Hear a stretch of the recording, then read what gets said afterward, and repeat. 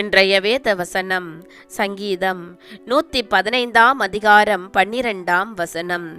கர்த்தர் நம்மை நினைத்திருக்கிறார், அவர் ஆசீர்வதிப்பார். இஸ்ரவேல் குடும்பத்தாரை ஆசீர்வதிப்பார். அவர் ஆரோன் குடும்பத்தாரை ஆசீர்வதிப்பார். என் அன்பான சகோதர சகோதரிகளே, ஆண்டவர் உங்களையும் ஆசீர்வதிப்பார். அவர் எங்களை நினைத்திருக்கிற தகப்பன். நம்முடைய தாழ்வில் நம்மை நினைத்தவரை துதியுங்கள். அவர் கிருபை என்றும் உள்ளது.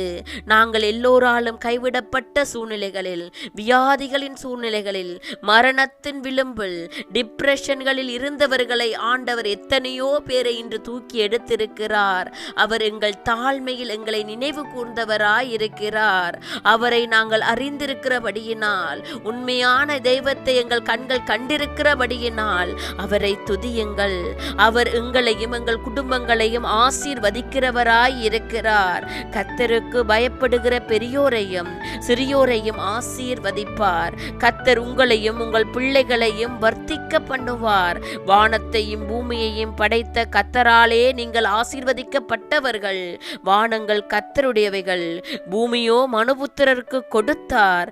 மரித்தவர்களும் மௌனத்தில் இருக்கிற அனைவரும் கர்த்தரை துதியார்கள்.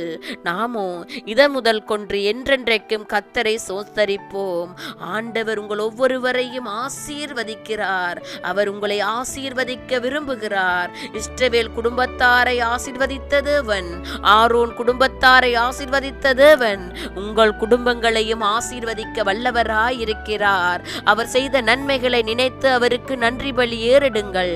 அப்போது அவர் உங்களையும் உங்கள் குடும்பங்களையும் ஆசீர்வதிப்பார். அல்லேலூயா.